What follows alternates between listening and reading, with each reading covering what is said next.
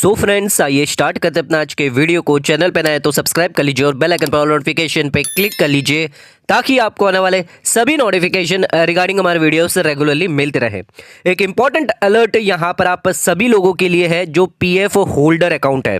जिन लोगों का यहाँ पर ईपीएफ के अंदर यहाँ पर अकाउंट होल्डर है उन लोगों के लिए एक बहुत बड़ी अलर्ट यहाँ पर आई है। सर क्या है पूरी अलर्ट? अगर आप एक छोटी सी भी गलती करते हैं तो यहाँ पर आपका पीएफ अकाउंट जो है वो क्लोज हो सकता है। तो यहाँ पर न्यू रूल्स जारी किए गए हैं ईपीएफओ की तरफ से, जहां पर अगर आप सैलरीड पर्सन है, अगर आपका पीएफ अकाउंट है तो यहां पर आपका अकाउंट जो है वो क्लोज हो सकता है। तो आइए समझते हैं क्या है पूरा अलर्ट और इसके लिए आपको यहां पर जो है क्या करना रहेगा, कैसे आप अपना जो क्लोज अकाउंट जो है वो वापस एक्टिव करवा सकते हैं। तो आइए स्टार्ट करते हैं अपना आज के वीडियो को। तो आइए स्टार्ट करते अपने वीडियो को। जो अलर्ट मैसेज यहाँ पर ईपीएफओ की तरफ से आ रहा है वो है सैलरीड एम्प्लॉयज के लिए। तो कुछ रूल्स आपको जानना जरूरी है, अदरवाइज आपका अकाउंट जो है वो क्लोज कर दिया जाएगा। सर तो यहाँ पर अगर आप सैलरीड पर्सन है, अगर आप जॉब में है तो यहाँ पर आप हर महीने कंट्रीब्यूट करते हैं ईपीएफ के अंदर और आपको रिटायरमेंट में एक सफिशियंट अमाउंट जो वो मिलता है जो आप स्पेंड कर सकते हैं अपने एसेंशियल थिंग्स के लिए अपने ओल्ड एज में। बट यहाँ पर अगर आपको लैक ऑफ इंफॉर्मेशन है, अगर आपसे कोई गलतियां हो जाती है तो यहाँ पर आपका ईपीएफ अकाउंट जो है वो क्लोज कर दिया जाएगा। तो ऐसी गलती आप ना करें, उसके लिए यहां पर आपको कुछ चीजों का ध्यान रखना रहेगा। सर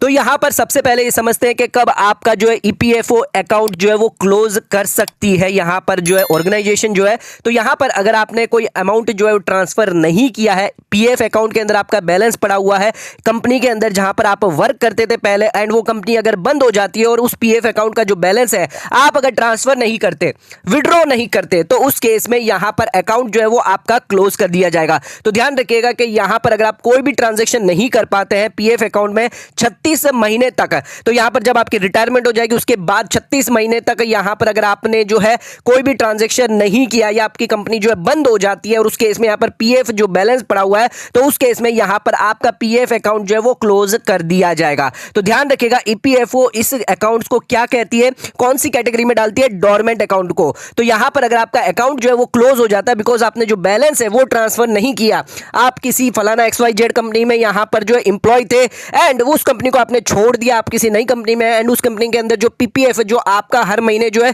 यहां पर जो जमा होता था उस पीपीएफ के अंदर यहां पर जो कंपनी है अगर वो कंपनी बंद हो जाती है तो उस केस में यहां पर आपका अकाउंट जो है वो क्लोज कर दिया जाएगा अगर लगातार 36 महीने तक अगर आपने कोई भी ट्रांजैक्शन यहां पर नहीं किया है तो। अब एक और इंपॉर्टेंट सवाल यहां पर आता है कि कैसे आप अपना ईपीएफ अकाउंट जो है वो यहां पर एक्टिव करवा सकते हैं। तो ध्यान रखिएगा आपका अकाउंट एक बार अगर इनएक्टिव हो गया तो यहां पर आप ट्रांजैक्शन उसमें नहीं कर सकते, आपको रीएक्टिवेट के लिए यहां पर जो एप्लीकेशन करनी रहेगी। बट यहां पर जब आपका अकाउंट इनएक्टिव था तो आपको यहां पर इंटरेस्ट जो है वो लगातार मिलता रहेगा। तो ध्यान रखिएगा आपका इंटरेस्ट जो है वो यहां पर कहीं भी नहीं जाने वाला। पहले ऐसे रूल्स थे जिसके अंदर इंटरेस्ट आपको नहीं मिलता था, बट 2016 के बाद कुछ रूल्स के अंदर अमेंडमेंट किए गए, इंटरेस्ट को यहां पर इंट्रोड्यूस किया गया। अगर आपकी एज 58 साल तक है तो यहां पर आपको इंटरेस्ट जो है वो लगातार यहां पर आपके पीएफ अकाउंट में मिलता रहेगा। सर उसी के साथ आपको यह समझना जरूरी है कि आपका अकाउंट कब ईपीएफओ इनएक्टिव कर सकती है। तो यहां पर न्यू रूल के हिसाब से अगर आपने अमाउंट जो है वो विड्रॉ नहीं किया ईपीएफ बैलेंस का, अगर किसी एम्प्लॉय ने, तो आपका अकाउंट जो सीधे सीधे इनएक्टिव कर दिया जाएगा। अगर आपकी रिटायरमेंट हो जाती है 55 ईयर्स की यहां पर रिटायरमेंट पकड़ के चलते हैं तो यहां पर आफ्टर 36 मंथ्स के बाद, रिटायरमेंट के बाद भी अगर यहां पर आपने अपना बैलेंस जो है वो यहां पर ट्रांसफर नहीं करवाया तो उस केस में यहां पर आपका अकाउंट जो है वो सीधे सीधे इनएक्टिव कर दिया जाएगा, यानी क्लोज कर दिया जाएगा। उसे कहते हैं हम डोरमेंट अकाउंट कहेंगे। उसी के साथ साथ अगर कोई मेंबर जो है यानी कोई एम्प्लॉय है परमानेंटली अब्रॉड चला जाता है या किसी की डेथ हो जाती है या कोई अमाउंट जो है विड्रॉ कर लेता है सुपर एन्युएशन फंड से, या फिर आपने कोई भी अमाउंट क्लेम नहीं किया पीपीएफ का 7 साल तक, तो यहां पर आपका जो फंड का जो पैसा है वो यहां पर सीनियर सिटीजन वेलफेयर फंड में चला जाता है। तो इन सभी केसेस में यहां पर जो है आपका अकाउंट इनएक्टिव और क्लोज कर दिया जाता है। उसी के साथ साथ कुछ इंस्ट्रक्शंस, कुछ गाइडलाइंस, कुछ सर्कुलर्स यहाँ पर ईपीएफओ ने जारी किए गए हैं ऐसे अकाउंट के लिए जो डोरमेंट अकाउंट है, जिनका क्लेम जो है सेटलमेंट करना है, तो उनके लिए बहुत ज्यादा ध्यान रखा गया है कि ऐसे सर्कुलर्स के अंदर क्या क्या ध्यान रखना है कि यहां पर कोई भी जो फ्रॉड है उसको मिनिमाइज कर दिया जाए और गलत यहां पर जो क्लेम किसी को ना दिया जाए। तो यहां पर जो बहुत सारे सर्कुलर्स यहां पर निकले गए हैं, बहुत सारे इंस्ट्रक्शन ईपीएफओ की तरफ से यहां पर दिए गए हैं। अब आ जाते हैं, बात कर लेते हैं आप ऑथेंटिकेट कैसे करवाएंगे आपका डोरमेंट पीपीएफ अकाउंट। यहां पर जो है आपको ऑथेंटिकेट करवाना पड़ेगा अगर आपको क्लेम सेटल करना है। अगर आपका अकाउंट जो है इनऑपरेटिव हो गया तो उस केस में दो जन ही यहां पर जो है ऑथेंटिकेट कर सकते हैं। एक तो आपके एम्प्लॉयर कंपनी, अगर आपकी एम्प्लॉयर कंपनी क्लोज हो चुकी है तो उस केस में यहां पर बैंक ही यहां पर सर्टिफाई कर सकती है। बट ध्यान रखिएगा, बैंक को यहां पर आपको केवाईसी डॉक्यूमेंट देना पड़ेगा एंड उसके वेरीफाई करने के बाद ही यहां पर आपका जो क्लेम वो सेटल कर पाएंगे। अब आ जाते हैं, बात कर लेते हैं कौन से डॉक्यूमेंट यहां पर आपको जरूरत होगी फॉर केवाईसी के लिए। तो यहां पर आपको PAN card, voter ID, passport, ration card, ESI ID card, identity card, driving licence, उसी के साथ साथ अगर और भी अदर कोई आइडेंटिटी है तो वो भी आप दे सकते हैं, जैसे कि आधार कार्ड यहां पर यूज हो सकता है।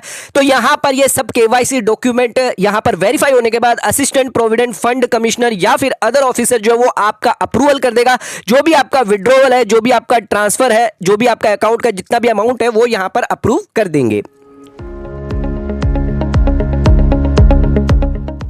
अब आ जाते हैं, बात कर लेते हैं यहां पर जो अमाउंट आप रिसीव करेंगे उसके लिए अप्रूवल कौन देगा। तो यहां पर अगर आपका पीएफ का बैलेंस जो है 50,000 से ज्यादा है, आप अमाउंट विड्रॉ करवाना चाहते हैं, आप ट्रांसफर करवाना चाहते हैं, तो यहां पर आपको अप्रूवल चाहिए होगा असिस्टेंट प्रोविडेंट फंड कमिश्नर का। बट अगर आपका अमाउंट 25,000 से ज्यादा है और 50,000 से कम है तो उस केस में यहां पर जो अकाउंट ऑफिसर है उसका अप्रूवल चाहिए होगा अगर आपको फंड ट्रांसफर करना है या फिर विड्रॉवल करवाना है।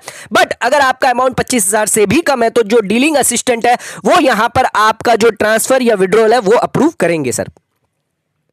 तो यहां पर ध्यान रखिएगा, आपका अकाउंट कहीं क्लोज ना कर दिया हो तो उसके लिए आपको क्या करना है, एप्लीकेशन करनी है ईपीएफ के अंदर। यहां पर आपको अमाउंट जो वो ट्रांसफर करना है, आपका इंटरेस्ट जो लगातार यहां पर आपको एक्यूर होता रहेगा, बट आपको एप्लीकेशन करनी पड़ेगी रीएक्टिवेट करवाने के लिए अगर आपका अकाउंट जो है वो क्लोज हो चुका है। अगर पीएफ अकाउंट आपकी कंपनी बंद हो चुकी है, उसके अंदर 36 महीने तक कोई ट्रांजेक्शन नहीं किया गया है, कोई भी कंट्रीब्यूशन नहीं किया गया है, तो यहां पर ईपीएफओ आपके अकाउंट को जो क्लोज या फिर डोरमेंट यहां पर घोषित कर सकती है। तो आपको उसको एक्टिव यहां पर फिर भी करवा सकते हैं। तो क्या प्रोसेस था एक्टिवेट का वो भी हमने आपको यहां पर बता दिया। तो आज का वीडियो अगर आपको पसंद आया तो चैनल को लाइक और सब्सक्राइब जरूर करेगा, ज्यादा शेयर जरूर करेगा। धन्यवाद।